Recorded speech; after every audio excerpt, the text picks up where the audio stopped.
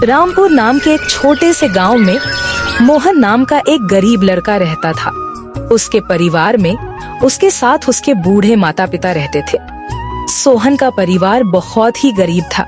सोहन दिन भर मजदूरी करता और उससे जो कुछ भी कमा पाता उसी से अपने पूरे परिवार का पेट भर लेता। यह देखकर सोहन के माता पिता बहुत दुखी होते। हमारे पास ना अपना घर है और ना ही अपनी कोई जमीन। हमारा बेटा दिन भर दूसरों के खेतों में मजदूरी करता है और उसके बदले भी उसे बहुत कम पैसे मिलते हैं। हम दोनों अपने बेटे पर बोझ बन रहे हैं। परेशान मत हो रीमा, हमारा बेटा बहुत मेहनती है, भगवान सब देख रहा है। सोहन ने कभी किसी के साथ गलत नहीं किया, वह ईमानदारी से मेहनत करता है। उसने बचपन से बहुत परेशानियां देखी हैं, पर उसने कभी हार नहीं मानी। एक दिन हमारा बेटा भी बहुत धन कमाएगा और उसकी सारी परेशानियां दूर हो जाएंगी। सोहन हमेशा सोचता था कि आज भले ही उसकी किस्मत उसका साथ ना दे रही हो, पर उसे यकीन था कि अगर वह मेहनत करता रहेगा तो एक दिन उसका भाग्य भी बदलेगा और उसकी सारी परेशानियां खत्म हो जाएंगी। एक दिन सोहन लालाराम जमींदार के खेत पर काम कर रहा था। लालाराम पास के एक पेड़ के नीचे बैठा था। सोहन अपने काम में लगा हुआ था। तभी उसने देखा कि लालाराम बहुत ही उदास है और गहरी चिंता में डूबा हुआ है। लालाराम को उदास देख मोहन तुरंत लालाराम के पास गया और बोला, क्या हुआ मालिक, आप बहुत उदास लग रहे हैं। मुझे ऐसा लग रहा है जैसे आप किसी गहरी चिंता में हैं। कुछ हुआ है? मुझे बताइए, क्या पता मैं आपकी कोई सहायता कर सकूं। सोहन की बात सुनकर लालाराम को गुस्सा आ गया और वह सोहन से गुस्से में बोला, अरे तू मेरी क्या सहायता करेगा? तू खुद अपनी सहायता कर सकता है क्या? अगर तू किसी की सहायता करने के काबिल होता तो क्या तुझे 2 वक्त के खाने के लिए आज मेरी जमीन पर काम करने की जरूरत पड़ती? चल यहाँ से जा, अपना काम कर और मुझे परेशान मत कर। सेठ जी, ऐसा नहीं है, यह सब वक्त वक्त की बात है। सब किस्मत का खेल है और इंसान को अपनी मेहनत पर विश्वास रखना चाहिए। आज भले ही किस्मत मेरे पक्ष में ना हो, लेकिन अगर मैं ईमानदारी और लगन से मेहनत करता रहूंगा तो किस्मत भी एक दिन मेरी तरफ झुक जाएगी। मेहनत और धैर्य से तकदीर के दरवाजे खुलने में देर हो सकती है, लेकिन मेहनत कभी बेकार नहीं जाती। मोहन की बात सुनकर लालाराम बहुत प्रसन्न हुआ। अरे सोहन, तेरे विचार तो बहुत अच्छे हैं। तेरी बातें सुनकर मन को एक सुकून सा मिला है। इतनी परेशानियों में भी तू अपनी जिंदगी खुश होकर काट रहा है। सोहन फिर से खेत में अपने काम पर लग जाता है। अगले दिन सोहन जगत और विनोद नाम के उन बाप बेटों के पास पहुंच जाता है जिन्होंने लालाराम की जमीन पर कब्जा कर रखा था। नमस्कार सेठ जी, मैं यहाँ से गुजर रहा था तो पास के लोगों ने बताया कि आपके यहाँ काम के लिए मजदूर की जरूरत है। क्या आपके यहाँ मुझे भी कोई काम मिल सकता है? अरे गांव के सबसे बड़े जमींदार जगत सेठ और विनोद सेठ सबसे अच्छी मजदूरी देते हैं, इसलिए उनके यहाँ हमेशा काम करने वालों की भीड़ रहती है। हाँ भाई, बिल्कुल सही कहा था। आखिर हम गांव के सबसे बड़े जमींदार हैं। हमारा फर्ज है कि जो भी मजदूर हमारे यहाँ काम करता है उसे उसकी मेहनत के हिसाब से सही मजदूरी मिले। वाह सेठ जी, आपने बहुत अच्छी बात कही। लालाराम सेठ कभी भी आपकी बराबरी नहीं कर सकता, वह तो शायद आपके जितना भी नहीं सोच सकता।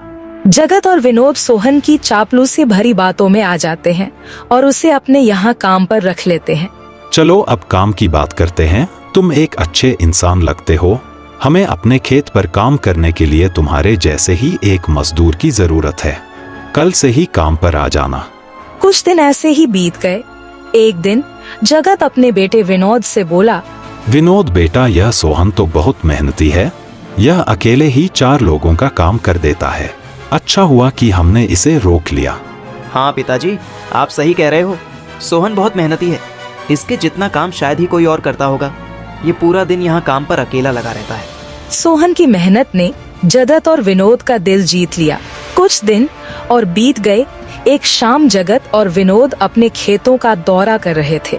जब वे अपने खेत पर पहुँचे तो देखा कि सोहन इतने देर तक भी काम कर रहा था। सोहन भाई, अब तो रात होने वाली है, तुम इतनी देर तक काम क्यों कर रहे हो? अब घर जाओ और आराम कर लो। सेठ जी, हमारी किस्मत में आराम कहाँ है? घर पर बूढ़े माँ बाप है। काम नहीं करूंगा तो उनके लिए 2 वक्त का खाना कहाँ से जुटा पाऊंगा? घर पर बैठकर आराम करने से अच्छा है कि मैं काम करूं। इस तरह मेरा मन भी लगा रहता है। तुम बहुत मेहनती हो सोहन, आज का काम यहीं छोड़ दो और घर जाकर आराम करो। नहीं सेठ जी, इसकी कोई जरूरत नहीं है, मैं काम करने में खुश हूँ। आप लोग जाइए, मैं ठीक हूँ। ठीक है सोहन, फिर हम जाते हैं। जब तुम्हारा मन करे काम खत्म करके अपने घर चले जाना, ठीक है। इसके बाद जगत और विनोद खेत को सोहन के भरोसे छोड़कर चले गए। अगली सुबह जब विनोद और जगत अपने खेत पर लौटे तो देखा कि वहाँ पुलिस खड़ी है। पुलिस को देखकर दोनों दौड़ते हुए आए और पूछा, क्या हुआ थानेदार साहब, आप यहाँ क्या कर रहे हैं?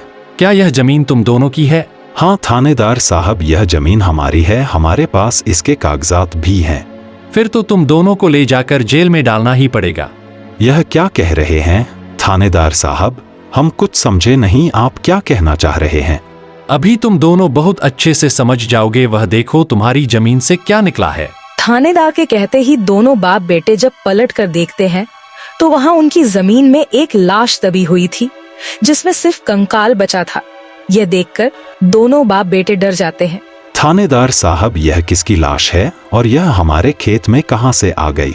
अब बहाने मत बनाओ, पहले लोगों को मारो फिर उन्हें अपनी जमीन में गाड़ दो और अब कह रहे हो कि यह क्या है? नहीं थानेदार साहब, हमें नहीं पता कि यह सब क्या है। यह लाश यहाँ कैसे आई, हमें कुछ नहीं पता। अब झूठ मत बोलो, अगर फांसी नहीं हुई तो कम से कम तुम दोनों को उम्र कैद की सजा तो जरूर मिलेगी। फांसी और उम्र कैद की बात सुनकर दोनों बाप बेटे डर गए और थानेदार के सामने गिड़गिड़ाने लगे। थानेदार साहब, हम इस लाश के बारे में कुछ नहीं जानते, हमें नहीं पता यह लाश किसकी है और इसे यहाँ कौन गाड़ कर चला गया। इस मामले से बचने के लिए दोनों ने कुछ तरकीब सोचनी शुरू की। तभी सोहन वहाँ आ जाता है। अरे सेठ जी, यह पुलिस यहाँ क्यों आई है, क्या हुआ है? सोहन देखो, पता नहीं कहां से हमारी जमीन में यह कंकाल आ गया है। मालिक, यह कंकाल यहाँ कहाँ से आ गया? ये तो बहुत गंभीर बात है। हाँ सोहन, पता नहीं यह कंकाल यहाँ कहां से आया है और थानेदार साहब को लगता है कि इसे हमने यहाँ मारकर गाड़ा है। अब तू ही कोई उपाय सोच जिससे हम इस परेशानी से बच सके। तीनों को आपस में खुसर फसर करते देख थानेदार ने कहा, अब कोई तरकीब मत बनाओ, तुम दोनों बाप बेटों में से कोई एक तो जरूर जेल जाएगा। अब तुम ही तय करो जेल कौन जाएगा। थानेदार साहब, थोड़ा सा समय दीजिए, हम तय कर ले कि जेल कौन जाएगा। मैं बस 5 मिनट देता हूँ, जल्दी से फैसला करो कौन जाएगा जेल। सोहन, जगत और विनोद थोड़ी दूरी पर जाकर बात करने लगे। देखो मालिक, दोनों के फंसने से अच्छा है कि कोई एक फंसे। अब सोचिए कौन जाएगा। हम दोनों में से कोई भी जेल नहीं जाना चाहता। सोहन भाई, कोई उपाय सोचो जिससे हम दोनों इस मुसीबत से बच सके। मालिक, एक बात कहूँ, इस कंकाल को देखकर ऐसा लगता है कि इसे काफी महीने पहले जमीन में दबाया गया होगा। जगत फांसी की बात सुनकर पहले ही डर गया था और सोहन की बात सुनते ही उसने फटाफट पूरी कहानी सोहन को बता दी।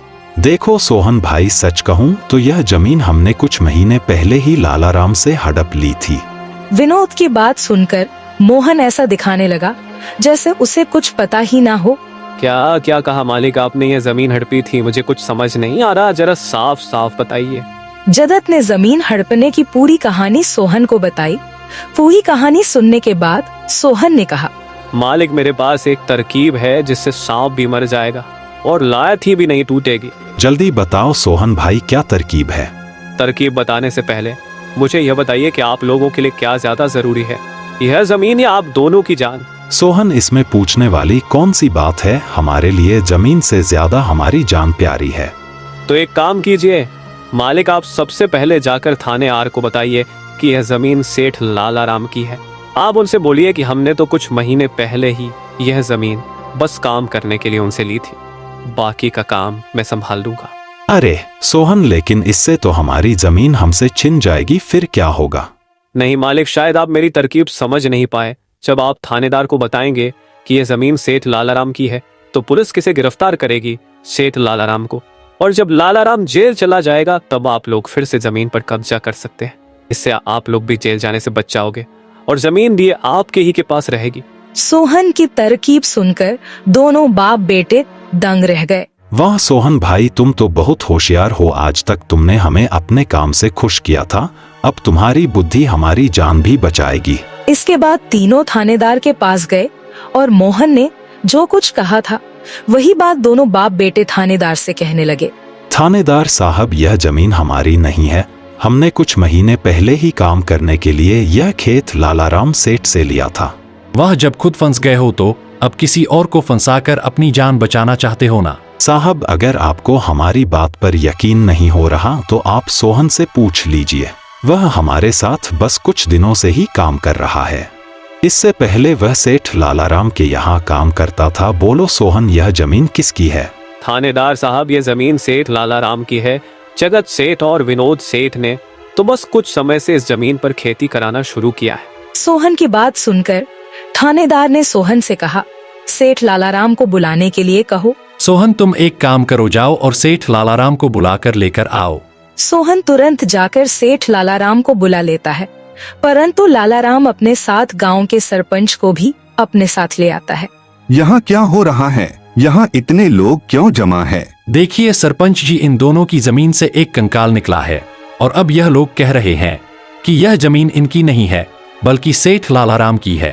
थानेदार ने सरपंच जी को पूरी कहानी सुना दी। अपने आप को फंसा देख जगत ने सरपंच से कहा, नहीं सरपंच जी, यह जमीन हमारी नहीं है। हम यहाँ बस कुछ समय से काम कर रहे हैं। आप हमारे मजदूर मोहन से पूछ लीजिए।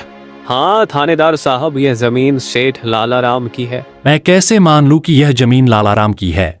हमारे यहाँ का थानेदार तो कह रहा था कि इस जमीन पर कोई केस चल रहा है और इस जमीन पर तुम्हारा कब्जा था, और अब तुम कह रहे हो कि यह जमीन लालाराम की है। नहीं साहब, हमने लालाराम के साथ धोखा किया था। हम बस इस जमीन को हड़पना चाह रहे थे, लेकिन अब हमें यह जमीन नहीं चाहिए। अगर आप चाहें तो हम केस भी वापस ले लेंगे।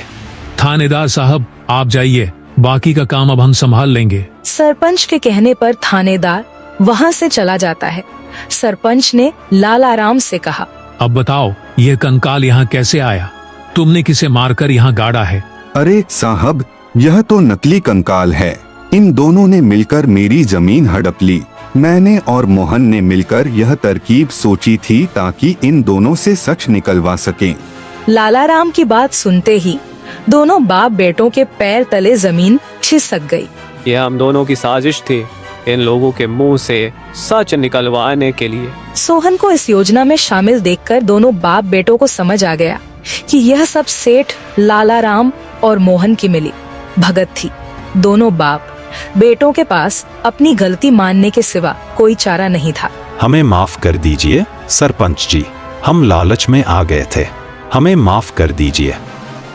हम आज के बाद यह गलती कभी नहीं करेंगे और यह जमीन भी सेठ लालाराम को वापस दे देंगे। जगत और विनोद दोनों सरपंच और सेठ लालाराम से माफी मांगने लगे। दोनों को इतना गिड़गिड़ा देख लालाराम ने उन्हें माफ कर दिया। सरपंच ने भी उन्हें जेल नहीं भेजा और सेठ लालाराम ने अपना केस वापस ले लिया। लालाराम के केस वापस लेने के बाद सरपंच जी भी वहाँ से चले जाते हैं। धन्यवाद सेठ लालाराम जी, आपने हमें माफ कर दिया। आज के बाद हम ऐसी गलती कभी नहीं करेंगे। ठीक है जगत, कोई बात नहीं, मैंने तुम्हें माफ किया। बस याद रखना कि एक जमीन के टुकड़े के लिए तुम अपनों के साथ कभी गलत नहीं करना।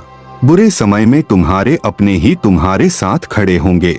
जमीन का क्या है, कभी मेरी तो कभी तुम्हारी। आखिर में सेठ लालाराम ने सोहन को जमीन का एक हिस्सा दे दिया और उसे जमीन का मालिक बना दिया। सोहन, जैसा कि मैंने वादा किया था, जिस जमीन पर तुम काम कर रहे थे, आज से वह जमीन तुम्हारी है और अब तुम उसके मालिक हो। नहीं मालिक, इसकी कोई जरूरत नहीं है। याद करो सोहन, तुमने मुझसे क्या कहा था? बस मेहनत करते रहो, एक दिन तकदीर का दरवाजा जरूर खुलेगा। तो समझो तुम्हारी तकदीर का दरवाजा खुल चुका है और अब तुम भी जमीन के मालिक हो। अब से तुम्हें किसी और के यहाँ काम करने की जरूरत नहीं पड़ेगी। इस तरह मोहन ने अपनी मेहनत और बुद्धि से सेठ लालाराम को उसकी जमीन वापस दिलाई और दोनों ठगी करने वाले बाप बेटों को भी सबक सिखाया। इस तरह मोहन ने अपनी मेहनत और चतुराई की मदद से अपनी फूटी किस्मत बदल दी और अब वह भी एक बड़ी जमीन का मालिक बन गया था।